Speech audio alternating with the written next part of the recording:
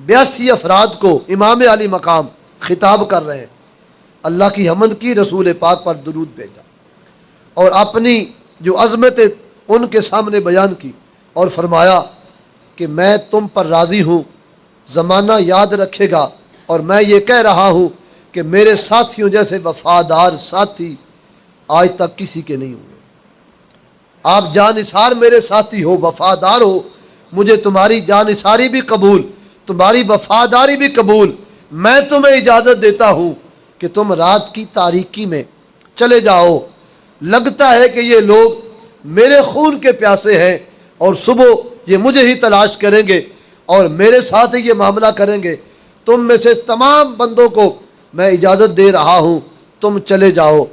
حضرت سیدنا امام علی مقام کا یہ خطاب سننا تھا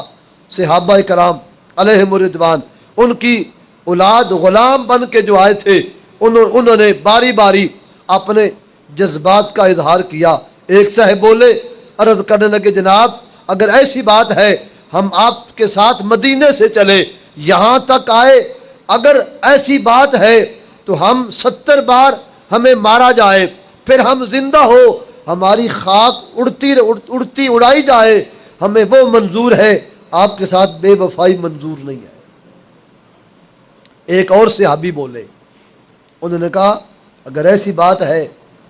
تو ہمیں 1000 بار مارا جائے اور 1000 بار زندہ کر دیا جائے، ہم ہر بار آپ کی عظمت اور جان پر قربان ہونے کو تیار ہیں، پر ہمارے ہوتے ہوئے آپ پر ہم کوئی حملہ آور یا کوئی تکلیف آپ کو دیکھنا برداشت نہیں کر سکتے۔ ایک اور صحابی حضرت مسلم کے بیٹے کھڑے ہوئے، انہوں نے کہا کہ اے امام اگر آپ کے بعد ہمیں زندگی ملے تو ہمیں اس زندگی کی ضرورت نہیں، زندگی وہی ہے جو تمہارے نام لگا دی جائے۔ یہ جذبات سیدنا امام علی مقام رضی اللہ تعالیٰ عنہ کے وفادار جانثار غلاموں کے جب آپ نے سنے، آپ ان پر راضی ہو گئے، ان کو دعا دی اور کہا اب آرام کرو، ہر کوئی اپنے اپنے مقام میں، نہ جانے محو استراحت ہے یا محو ذکر ہے، یہ آج کی رات کربلا والوں نے رب سے مانگ کے لی ہے۔ سیدنا امام حسین اپنی بہن حضرت سیدنا زینب بنت علی المرتضیٰ آپ سے فرماتے ہیں، آپ نے چند وصیتیں فرمائیں، فرما کل صبح ہمارے ساتھ جنگ ہوگی اور ہمیں شہید کر دیا جائے گا اور سارے مردوں کو قتل کر دیا جائے گا، اے میری بہن صبر کو نہ چھوڑنا، واہ ویلا نہ کرنا، ہائے وائے نہ کرنا، چہرہ راند نہ پیٹنا، ماتم نہ کرنا، کیوں کہ ہم دین والے ہیں، ہم رسول اللہ کی اولاد ہیں اور ہم شرف والے ہیں، عزت والے ہیں، ہمارا یہ کام نہیں۔ اس سے پتہ چلتا ہے کہ یہ سارے کام ماتم کرنا، پیٹنا پٹانا یہ شریف لوگوں کا کام نہیں، یہ عظمت والے گھرانوں کا یہ کام ہے کہ وہ اس کام کے نہ قریب جاتے ہیں نہ قریب ہونے دیتے ہیں۔ سیدنا امام علی مقام نے بہت ساری وصیتیں اور نصیحتیں کی۔ کوفیوں میں سے ایک نامی تاریخ میں نے پڑھا، سلمان نامی ایک بندہ ہے، وہ کہتا ہے کہ میں آدھی رات گزرنے کے بعد امام علی مقام کے خیموں کی طرف گیا، درمیان میں آپ کا خیمہ تھا، تو میں نے دیکھا کہ خیمے کے اندر سے روشنی پھوٹ رہی ہے۔ میں نے خیمے کی اوٹ میں دیکھا کہ روشنی کیسی ہے، کیا ہو رہا ہے، تو وہ لکھتا ہے اس واقعہ کو علامہ قاضی عبد النبی کوکب نے اپنی کتاب یاد شہید میں لکھا ہے، اور یہ ہمارے لیے معتبر روایت ہے۔ اس نے کہا کہ حضرت سیدنا امام حسین رضی اللہ تعالیٰ عنہ آدھی رات سارے مسافرین کربلا وہ محو استراحت ہیں، پر سیدنا امام حسین رضی اللہ تعالیٰ عنہ 9 اور 10 کی درمیانی رات قرآن شریف آپ کے سامنے کھلا ہوا ہے، آپ تلاوت قرآن کر رہے ہیں، اور آپ نے تلاوت قرآن جس انداز میں کی، وہ کہتا ہے کہ سوز و گداز کا وہ عالم تھا کہ آپ یوں قرآن اس طرح پڑھ رہے تھے کہ جیسے لگتا ہے کہ سارا زمانہ قرآن کی اس لطافت سے بجد آفرین نظر آ رہا۔ سیدنا امام حسین رضی اللہ تعالیٰ عنہ نے ساری رات سجود میں گزاری، ساری رات تلاوت قرآن میں گزاری، اور صبح جمعے کا روز ہے تو جمعے والے دن فجر کی نماز کے لیے اپنے ساتھیوں کو جگایا، سب نے نماز فجر ادا کی، اور نماز فجر کے بعد سیدنا امام علی مقام نے پھر خطبہ دیا، یزیدیوں کے سامنے اپنا تعارفی خطبہ پھر پیش کیا، اور فرمایا مجھے جانتے ہو میں حسین بن علی ہوں، میری والدہ کا نام فاطمہ بنت محمد الرسول اللہ ہے، اور ہم عزت والا خاندان ہیں، ہم سادات کرام ہیں، اور ہم خود نہیں آئے، ہمیں تم نے بلایا ہے، ہم تمہارے بلانے پہ آئے ہیں، ہم جنگ کے لیے بھی نہیں آئے، ہم مہمان بن کے آئے ہیں۔ اور ان لوگوں نے صاف انکار کر دیا، اور اس وقت پھر جنگ کا نگارہ کوٹ دیا گیا، اور پھر جنگی حالات شروع ہو گئے، اور حضرت سیدنا امام حسین رضی اللہ تعالی عنہ پر جو سب سے پہلے قربان ہونے والے ہیں وہ صحابہ کرام ہیں، صحابیوں کی اولادیں ہیں۔ جب وہ شہید ہو گئے اور پھر سیدنا علی اصغر، علی اکبر، یہ چمنستان نبوت کے وہ زندہ ستارے، پھر یہ بھی شہید ہوئے۔ اب اس میں وہ روایات کہ وہ پانی مانگتے رہے، یہ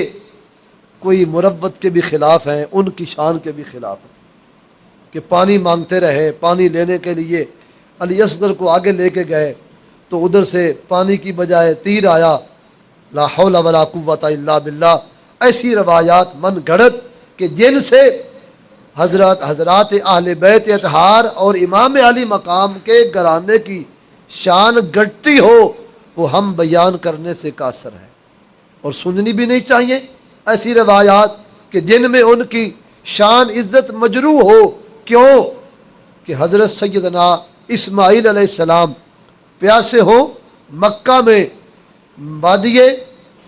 صفا اور مروہ کے درمیان، تو وہاں پانی کا انتظام ہو سکتا ہے، تو خاندان نبوت محمد مصطفیٰ کا خاندان یہ اگر پیاسا ہو تو ان کے لیے پانی کا انتظام کیوں نہیں ہو سکتا ہے۔ میں نے پہلے پیچھے بھی ایک درس میں کہا تھا، یہ کسی امتحان میں تھے، اللہ نے ان کو ہر امتحان میں کامیاب کر دیا۔ پھر حضرت سیدنا امام حسین رضی اللہ تعالیٰ عنہ مکے سے چلے تھے تو آپ اونٹوں پر سوار ہو کے کربلا پہنچے تھے، گھوڑے تھے ہی نہیں، اونٹوں پر سوار ہو کے امام کربلا میں آئے ہیں، اور وہاں پھر شدید جنگ ہوئی اور ذلت رسوائی مقدر بنی یزیدیوں کا، اور ہمیشہ کے لیے عزت نے قدم چومے امام حسین کے، عزت قدم چومتی رہی امام علی مقام کے، اور پھر یک بارگی آپ پر حملہ ہوا، اور سیدنا امام حسین رضی اللہ تعالیٰ عنہ تیر اور تلواروں کی بارش میں اپنے گھوڑے سے نیچے آئے، اور پھر آپ اس دنیا سے شہید ہو کے اعلیٰ مرتبہ پا کے شہادت پا کے جا رہے ہیں۔ لیکن صابر اتنے ہیں کہ آپ نہ ڈولے، نہ ڈگمگائے، نہ غم زدہ ہوئے، نہ خوف زدہ ہوئے کہ جوان لاشیں اٹھا کے رکھ رہے ہیں، اپنے بھتیجوں کی لاشیں، اپنے غلاموں کی میتیں اٹھا کے امام علی مقام آج رکھ رہے ہیں، اور اپنے شہزادوں کی لاشیں رکھ رہے ہیں۔ اس کے باوجود سیدنا امام حسین تنہا اکیلے بھی ہیں، تو پھر بھی یہ محمدی شیر خدا کے نوجوان، یہ شیر یہ اس طرح اکیلے وہاں پہنچے کہ وہاں بھی آپ نے پھر خطبہ دیا، اور آپ نے فرمایا میں کوئی بزدل نہیں، میں خاندان نبوت کا شیر ہوں، اور اپنا نسب نامہ وہاں بھی بیان کیا۔ اور پھر اگر علماء سید نعیم الدین مراد آبادی علیہ رحمہ نے لکھا ہے، اگر یزیدی ایک ایک کر کے سارے یزیدی 22,000 امام کا مقابلہ کرتے رہتے تو امام ان پر غالب تھے، وہ مغلوب تھے، جدھر آپ جاتے ان کی لاشیں تڑپتی ہوئی نظر آتی، لیکن سیدنا امام حسین رضی اللہ تعالیٰ عنہ پر یک بارگی حملہ کیا گیا، اور یک بارگی جب حملہ ہوا ابن سنان یا شمر لعین ان دونوں میں سے ایک نے حضرت امام علی مقام کو شہید کیا۔ آپ کی شہادت اس طریقے پہ یہ جو روایات ہیں یہ وہ ہیں جو محتاط اندازے کے مطابق جن میں ادب کو ملحوظ رکھ کے بیان کیا جا سکتا ہے۔ بقیہ وہ جو تاریخ بھری پڑی ہے کہ یوں تیر آیا، ادھر سے شعر پڑھا گیا اور یوں امام نے آگے سے جواب دیا، یہ سب وہ من گھڑت باتیں ہیں اور جن کو بیان کرنے سے امام کی عظمت پہ حرف آتا ہے۔ ہم اہل سنت و جماعت نہ وہ بیان کرنا اچھا سمجھتے ہیں اور نہ ہی ان کو سننے کی اجازت دیتے ہیں۔ سیدنا امام حسین رضی اللہ تعالیٰ عنہ شہید ہوئے۔ اب شہادت کے بعد پھر کیا ہوا؟ وہ سرکار دو عالم صلی اللہ علیہ وسلم کا وہ فرمان ذی شان کہ جو آقا دو جہان ہے، آپ کی ولادت کے وقت ارشاد فرمایا تھا، جس کو امام جلال الدین سیوطی نے الخصائص الکبریٰ میں نقل کیا۔ آپ حضور فرما گئے کہ یہ میرا وہ شہزادہ ہے، یہ کربلا کے میدان وادی طف میں جب شہید ہوگا تو حالت یہ ہوگی زمین بھی اس وقت رو رہی ہوگی، آسمان بھی رو رہا ہوگا۔ آسمان سے خون اترا، زمین نے خون اگلا اور جنات کی جماعتیں انہوں نے وہاں روئے اور رونے کی آواز آئی۔ پھر کیا ہوا کہ یہ امام حسین رضی اللہ تعالیٰ عنہ شہادت کے بعد آپ کی لاشوں کی بے حرمتی کی گئی، بے حرمتی کی گئی، ان بدبختوں نے بے حرمتی کی اور پھر ان کے سروں کو نیزوں کی نوک پہ رکھا گیا، پھر